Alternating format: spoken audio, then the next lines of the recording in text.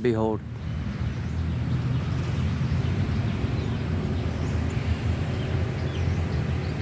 Now I'm gonna give you 2 guesses. What do you think I'm doing at this lake? Give me 2 guesses, alright? What do you think I'm doing at this lake? 1, thinking about Tyler Durden's speech about, how what concerns him is TV channels with 500, different stations, or that men's name on his underwear, things like that, mass consumerism, or the bomb me. If you chose bomb me, you would be correct. I have been in the Tyler Durden mood lately. I don't know why. It's like maybe I'm like 20 years too late for that. How old is that movie? The philosophy of that movie, sometimes I think back to the lessons that were learned. I was kind of young when that movie came out. Young to the point where I didn't really understand it, to the point where I'm at now, where the narrator, I get, you live this empty life and you buy things to fill that void. And just like Tyler says, the things that you own end up owning you. And I look at my motorcycle and I wonder, does that motorcycle own me? Does a lot of my decisions, are they influenced by this motorcycle? By this beanie that I love, by this Batman helmet that I created. How much of who I am is actually me? Let's see if I can eat and talk at the same time. Is me, and I'm gonna feel that is, and how much of it is like Durden says. I also think about when he says that, he talks about the lost generation. Now, to quote, I believe it goes, there's no great war that defined us, no great depression. He says our great war is a spiritual war. Our life's the Great Depression. We're the middle children of history, man. Or I could be wrong. It's something along with that. Now, it was the 90s, late 1999, I believe that movie came out. And if they thought they were the middle children of history, what does that make you? What does that make me?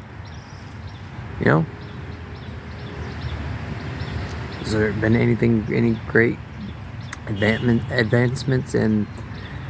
has there been any great advancements in humanity that I haven't heard about? Has people stopped trying to nuke each other or kill each other? Toxic waste, genocide, has that all been fixed and cured? No. Obesity rates, has that dropped? No. Diabetes, has that dropped? No. Heart disease, how's that going? Spreading. Cancer, how's that going? Spreading. Depression rates, yes. How many of you now are on SSRIs? Serotonin intake receptor, blah blah, something. You know what that thing does? It just numb you, right? Like the best advice I could ever give you. This is just my opinion. I'm not a doctor. Okay, so I don't know if I'm supposed to say that or not. Isn't that crazy? I gotta say, I'm not sure if I'm allowed to say this. Like I have to police what I say. We live in a world now where I have to police what I say. Instead of just saying what I feel. But if you want to know what I feel, I would say, don't numb yourself out. You're kicking the can down the road, man. But anyways, back to my previous statement and rant. What has changed since 1999 that has made this world a better place? That has made us not the middle children of history? Name one thing. Tesla cars, iPhones obsession. What are you guys on? iPhone 20s now? Your Apple products. Like, you guys worship Apple like it's a deity, like it's a god. Look at yourselves. Look at your phone that you're probably watching me on. Take your Apple, just like one of these days, very soon, and throw it into the nearest lake that you find, and be free. And if you think that I'm kidding, if you doubt my resolve about that one of these days, very soon, I am going to throw this phone straight into that lake. Maybe this lake or the Red River. I think the Red River would be kind of ironic. It'd be a little bit more symbolic. You know, it's the river that splits between China and Vietnam. Point is yeah, I think Fight Club should be every 20 years should be played on every television as a warning to remind every generation the dangers of McDonald's and IKEA, of iPhones, and what are you kids even into nowadays? PlayStation 5s, I guess? I don't know. You know, man, the sun is brutal. I thought I was sitting in the shade. It's like burns your skin. You know, I'm going through an interesting phase in my life. A point where I have no idea. Like, I can't predict anything what's gonna happen. Like, there's literally anything can happen. And when anything can happen, it's like, I don't know. Like, I don't know how to feel about it, you know? Like, part of me wants to feel just like, all right, like, you know, chips will fall as they will. And we'll look at it and treat it as such. Let's see if I can do this. That way I can eat my palm meat before it gets cold. You see me? Probably not. Stand by. Alright,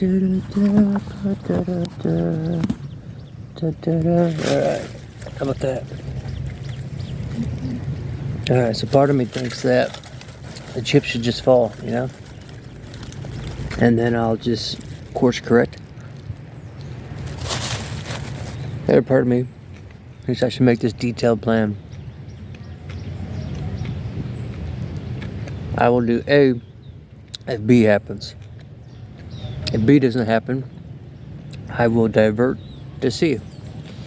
In the case of A, B, C not happening, refer to plan D. I'm just having this long list of plans, you know? Trying to map it all out. Why? You know, some of the most best experiences of my life have been the ones that I never planned for. The most random, just spontaneous things. Maybe that's the problem. Maybe we try to plan things out too much. Now, it's kind of paradoxical, because I like to think that you're in control of your life. That the direction that your life goes, okay? If it sucks, if it's good, if it's bad, if it's horrible, if you're poor, if you're sick, if you're depressed, if you're happy, whatever it is, you do have a say in it. I like to think that. Always have. Otherwise, I mean, what are you? Some passenger along for the ride? So, under a magnifying glass, you know, that sounds cruel. But, I don't know. Every good thing that's ever happened was happened, generally, not all, but generally has happened due to chance. The older I get, the more I realize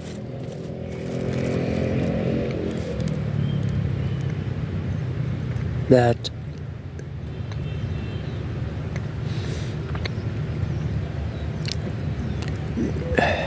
I guess, you know, what is it they say? The best laid plans are the ones that fail.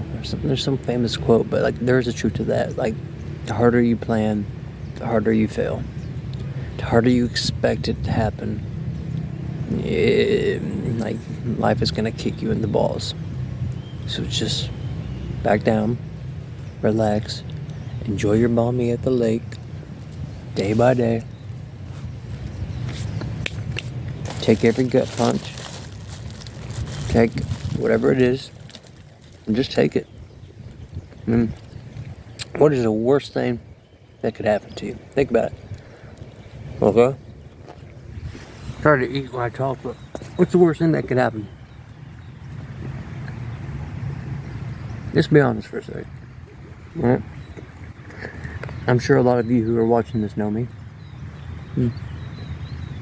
I make no secret that I'm a YouTuber. A lot of people here in the city know me. So, what is the worst thing that could happen? I could, what? I could lose this beautiful view, right? Have to go somewhere else. My motorcycle could fall off a bridge into a lake. I could lose this ring. I could go bald. That would suck.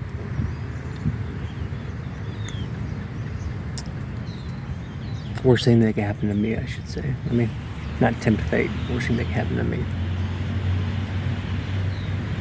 It means, like, don't mess with my family or friends.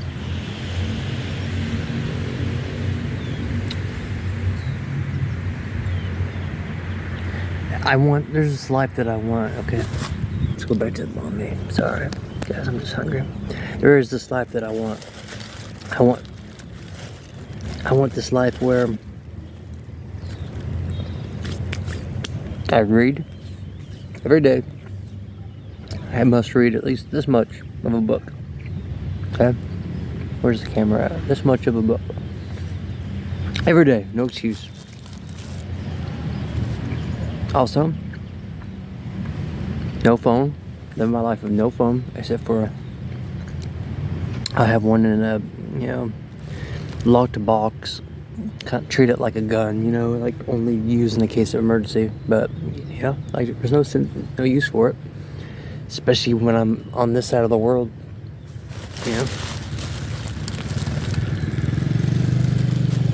I want to get in touch back with my roots, which is art. So every day after I get done reading this, I draw a picture. Or I paint. Just do something creative. There's a good feeling about when you create. I don't know what it is.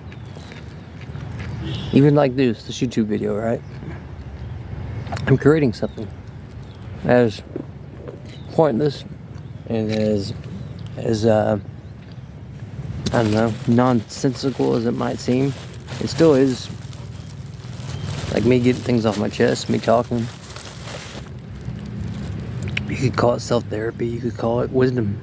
You could call it just the rantings of some weirdo shitting out of a lake by himself. But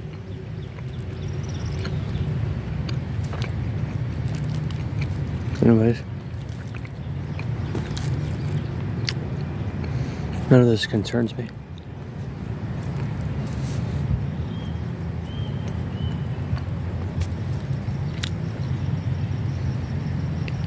I want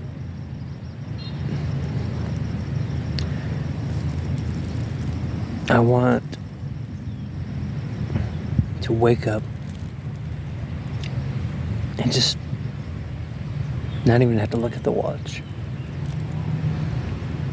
Not have to check a phone the first thing you do. I want a life where I wake up, there's no look at what time there is. There's no checking the phone, see what messages are missed. There's no social media to see if I need to respond to this or what. I kind of like that though. I mean, like for you guys, this YouTube channel, just because I actually feel like I'm actually helping. I'm actually doing something that's useful. But you know what I mean. If I had used other social media platforms, I want